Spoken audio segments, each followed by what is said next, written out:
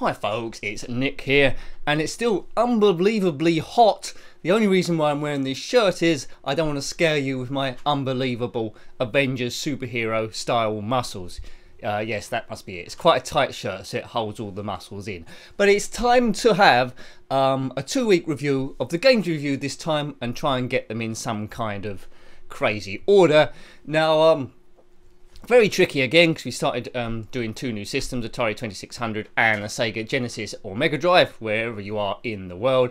In the top 6 this time I haven't put any of the Atari 2600 games, but it's not because I don't like them. I really did like them, but I'm just gradually learning this system, so I don't really have too much nostalgia for them. But there were some great ones. There's Astro Blast, Frogger, Donkey Kong, Video Pinball not so much, and Space Invaders. They're all fantastic games, so as the weeks go on, next reviews, some of those might start squeezing through. You never know, and they probably will do.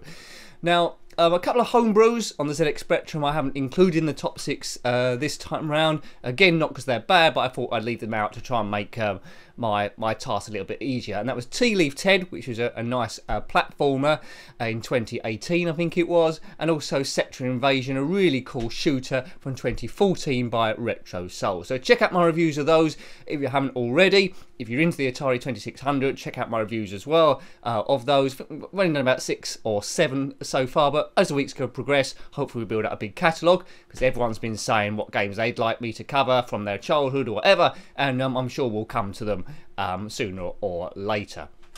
Now, honourable mentions, some games that could have made the top 6 and would have made a lot of people's top 6 because, you know, we reviewed quite a few good games now. Power Drift on the Commodore 64. Now, this is a really good game. I wanted to squeeze it in the top 6, but I didn't. It's much better than the, it's probably the best version of Power Drift I've ever played, Activision 1990. Slightly better than the Spectrum version and a lot better than the Commodore Amiga version, which is trying to do a lot. You control this beach dirt cart buggy sort of thing over different tracks. It moves really fast, collision detection is good, lots of undulation on the game, which I always like to see in a racing game. But you know, there's others I thought deserved to be in the top 6 a little bit more than that one, but as I say, would be in a lot of people's top 6, maybe even number 1. But that's all about this channel, exploring, well, looking at different views and let me know what you think about them as well. Derby Day on the ZX Spectrum by CRL Group from 1983 is another one that didn't quite make it. Again, heaps of fun with a lot of you there.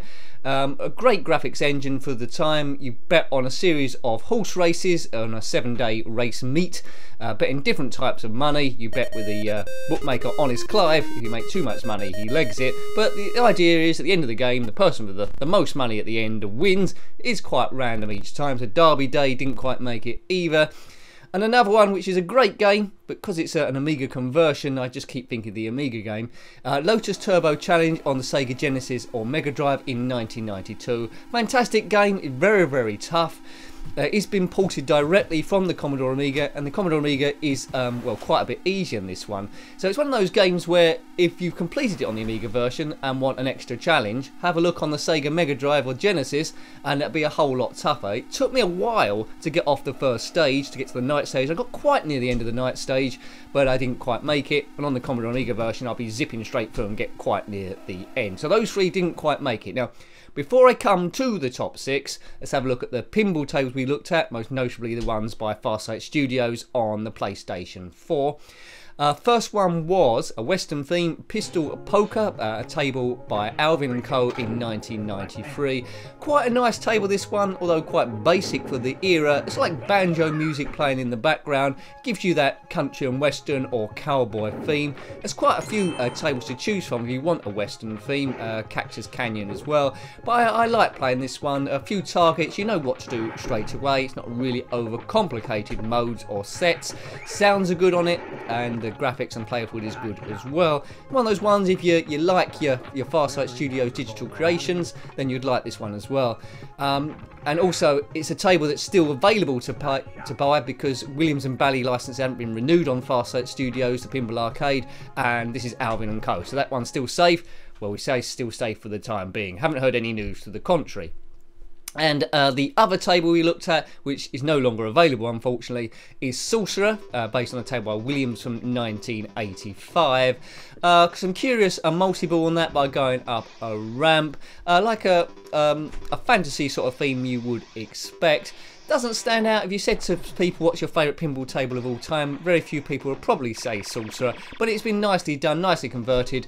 If I had the room and the money, I certainly would consider buying it. Well, I'd buy all of them. I'm a bit of a sucker. So what does that actually leave then in the top 6 roundup? Well, yes, it's going to be controversial as it always is, although a lot of people will have the top 3 not necessarily in the same order I've got them in, but I think they have them there, I think. Number 6 was Gloom Deluxe on the Commodore Amiga, published by Guildhall in 1996. Now, the Amiga wasn't really designed for doing first-person shooters. We reviewed Alien Breed 3D a few weeks back, and it was okay, but it struggled a little bit. I think Gloom Deluxe is slightly better than that. Now, a few people on the review commented that I wasn't using much of the screen. You can make it bigger. Well, I am aware of that, but by making it bigger, it makes the gameplay slower, and I preferred it small. As 1 to 2 players, and it's got a nice feel to it. It's a nice linear storyline, lots of different levels to do. A little bit darker than Alien Breed 3D, and whenever I play Alien Breed 3D, I just keep thinking of the top-down ones. But this is straight in. Gloom Deluxe, obviously heavily influenced by Doom, hence the name Gloom, which sounds very, very similar.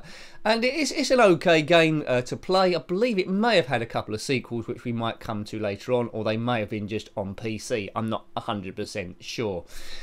In 5th place, on the Commodore 64, I put MICROPROSE Soccer by MicroProse Software, who were to become Sensible Software in 1988. So you could argue that without MicroProse Soccer, Sensible Soccer wouldn't have actually happened. Now, this is the best football game 8-bit I've ever seen on the on the Commodore 64 or anywhere. People have told me to play Emlyn Hughes as well, so I might very well do that to get a comparison. But lots of different modes on this. I played it on international mode, where you must beat the worst team in the game and gradually get better, called Oh Man. And I said "oh man" a lot because I never actually got past them. Interesting rules on this, but well, it's accurate. It's a lot better than Kickoff 2 and Kickoff on the Commodore 64. So if you're looking for a decent football game, you can't go too wrong with MicroProse Soccer. It's got aftercharge on it, different weathering conditions. You've got the World Cup there too. So practice makes perfect, and I certainly need a lot more practice. A real nice game, MicroProse Soccer, well worth tracking down. And in 4th place, a sort of remake, is Commando, again on the Commodore 64. The original one was by Elite Systems in 1985. This is a remake by Nostalgia in 2015, and they've essentially put an additional skin on it and added additional levels on it. Now, a bit later on today, I'll probably put up a video of a walkthrough seeing all the levels on the trainer, so I was just interested in seeing all of them. But I really, really love Commando. Haven't reviewed the one from 1985 on the Commodore 64, but have reviewed the Spectrum one, and I thought this was brilliant. It adds an additional helicopter graphic there, and the levels are more fleshed out with slightly better graphics. If you like Commando, you'll love this. If you hate Commando, you probably won't. But for run and guns, like MicroProse Soccer was the best 8-bit soccer game, I think Commando for me is the best 8-bit game. Now that's controversial. People are going to disagree, I'm sure. So in 6th place, I put Gloom Deluxe on the Commodore Amiga, published by Guildhall in 1996. In 5th place, MicroProse Soccer, published by MicroProse Software, or Sensible Software, in 1988. And in 4th place, Commando by Nostalgia, I think in 2015, in 1985. So what does that leave for the top 3, the mighty top 3? Now I'm sure you must have at least one of these in your top 3. In 3rd place, this is one of those things where you look at it and think, how the hell did this happen? Like, this game was never released. So it was a Doom by Digital Reality in 1996 on the ZX Spectrum 128K. Now, how is the system managing to do this? I do not know. This is a pre-release version in 1996 or 1997. It was on that sort of time. And it's doing really a lot here. Now, it's quite hard to line up things to shoot people, but that's getting really nitpicky. From a first-person shooter, they've done a really, really good job here. I can only imagine it wasn't fully released because it was miles too late in the Spectrum Spectrum's run. There is a monochrome demo version about where you get to change guns, but there's nothing to shoot there. This one is absolutely amazing. Do take a look at that review if you haven't already. Doom on the ZX Spectrum 128K is a pleasure to behold. Lots of enemies there, you've got to move around fast, you can collect shells, everything you would expect in a normal Doom game, and lots of colours also. I'm surprised the computer didn't actually blow up. Now, in second place, some people will have this in first place, but I've got it in second place, is Outrun on the Sega Genesis or Mega Drive in 1991. Now, this is an all-time classic, ported from the arcade. You've probably played this game in some shape or form. Prior to this, the best version I played it was on the Game Boy Advance, but I'm told the 3DS versions, the Sega Saturn versions are even better. The Amiga version is terrible, Spectrum, this is absolutely excellent. First review I put up, the music wasn't quite right, but people told me in the comments section, so thank you for that. And I put up another review, and the music really makes this game. Moves super fast. It is better than the Lotus Turbo Challenge one, which didn't make the top 6 this time round. Lots of different branch roads, everything you'd expect from Outrun. I'm told there's different layouts for the course depending on what version you have, but absolutely awesome. Driving a Ferrari Testarossa through several checkpoints, it's classic arcade action. So that didn't make first place. So what have I put in first place?